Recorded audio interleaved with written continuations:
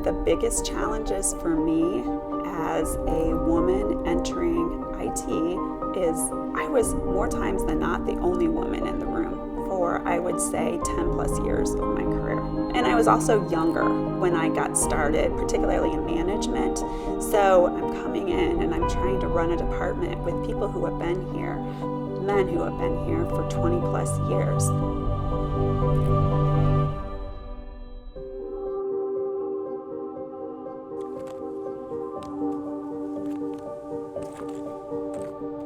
I was at a dinner with some colleagues, and there was a man there who I hadn't ever met, and we were chatting just a little bit about my job and what I do, and I said one of the things I'm moving into is cybersecurity.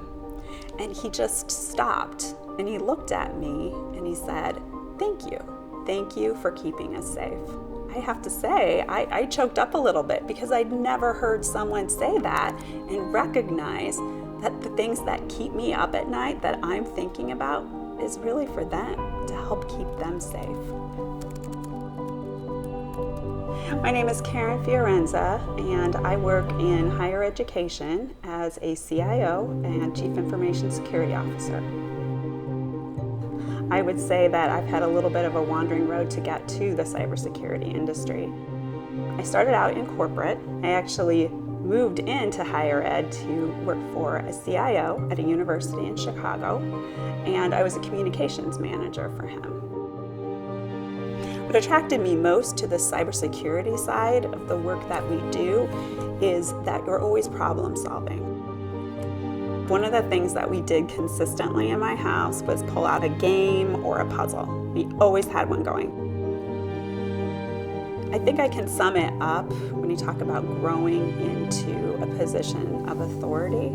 I kind of found myself moving from that person who's in the room. I'm taking the notes, I'm listening to what's being said. Over time, as I moved into a leadership role, I had to be the person that was making the decisions. I actually had one time somebody say, "Can you believe that? A woman shouldn't be in charge of an IT department." And I'll never forget that first time that we had a situation, we were sitting in the conference room and everyone turned their heads and looked at me to say, okay, what's next? What are we supposed to do? And then the fact that I actually knew was probably a little self-affirming. The cybersecurity industry has changed over the years. New technologies that are being used both on our side and how we're protecting our systems and our people, but also finding different ways that people are trying to compromise our systems. It's just happening so quickly. Challenges I face every day really have to do with the fact I don't always know what's going to happen when I step in the door. We have so many different areas of the industry that we're dealing with. We're just all over the place, and not always knowing what it's going to be can be a challenge.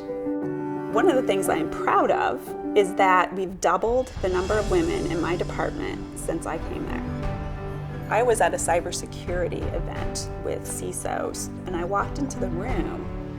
There was probably about 50-50 men and women, which is not something that I would have seen even 5 years ago. So I think women are really starting to get into positions that are more in authority. They're rising up, and they know to bring other women with them. At the end of the day, what I think is the most important thing is just having a love for learning and just realizing that that is the most important part of growing. But just because there's so much in information technology and in cyber, you have to have a love of learning to be successful. It's really challenging. You have to be constantly asking questions, and those are things that I really like on a personal level.